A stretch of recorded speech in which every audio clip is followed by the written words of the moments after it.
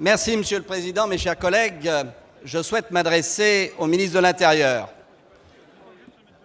Internet, la toile sont, nous le savons tous, un fabuleux lieu de liberté, de communication, de transmission des connaissances. Mais telle la langue d'Ésope, et vous en avez l'illustration maintenant, telle la langue d'Ésope, c'est aussi un lieu d'escroquerie, de trafic en tout genre et de manipulation. À titre d'exemple, je reçois 3 ou 4 courriels par jour, contrefaçon de sites, du site bancaire, du site de mes impôts. Bref, on m'invite à chaque fois d'aller vérifier mes données confidentielles. Et si par malheur vous le faites, si vous avez la naïveté de le faire, à ce moment-là, ces données confidentielles sont récupérées par des aigrefins comme il y en a à gauche et qui véritablement... Et comme véritablement, il se trouve très loin de la France, absolument hors d'atteinte de notre police et de notre justice. Votre prédécesseur, il y a quelques mois, a mis en place un service de police dédié avec un site internet dédié de manière à pouvoir traquer ces aigrefins.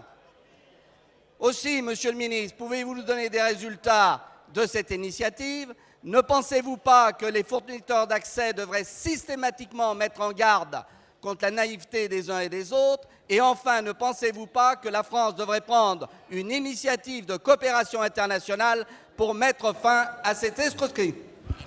Monsieur le ministre de l'Intérieur.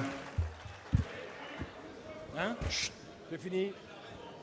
Bien, Monsieur le Président, Mesdames et Messieurs les députés, Monsieur le député Jacques Miard, vous avez raison, si Internet est un espace de liberté, c'est aussi devenu un vrai lieu de danger.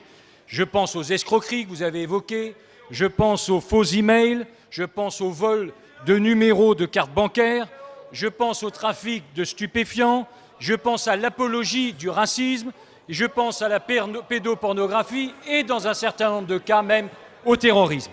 Alors, face à ces nouveaux dangers, nous modernisons les méthodes d'investigation. Une nouvelle plateforme, effectivement, a été créée, composée de policiers et de gendarmes. Au cours de ces 10 premiers mois de fonctionnement, elle a reçu près de 43 000 signalements. 48% d'ailleurs de ces signalements concernent des escroqueries et 29% des atteintes sur les mineurs. Depuis cette année, il y a une nouvelle forme d'investigation, c'est la cyberpatrouille. Plus de 315 contacts ont pu être établis entre les cyberpatrouilleurs, policiers et gendarmes et de potentiels prédateurs sexuels. À ce jour, je vous précise que ce sont 13 personnes qui ont déjà été déférées devant la justice. Alors, faut-il aller plus loin? J'en suis convaincu et je souhaite saisir l'occasion de la discussion de la LOPSI fin janvier ou début février pour muscler les dispositifs. C'est-à-dire que nous avons l'intention de permettre, et ça sera une première, le blocage des sites proposant des images et des représentations de mineurs à caractère pornographique. Ça signifie que vous avez effectivement raison, il faut être réactif, il faut être imaginatif, car le développement de ces sites Internet constitue à l'évidence un nouveau défi de société.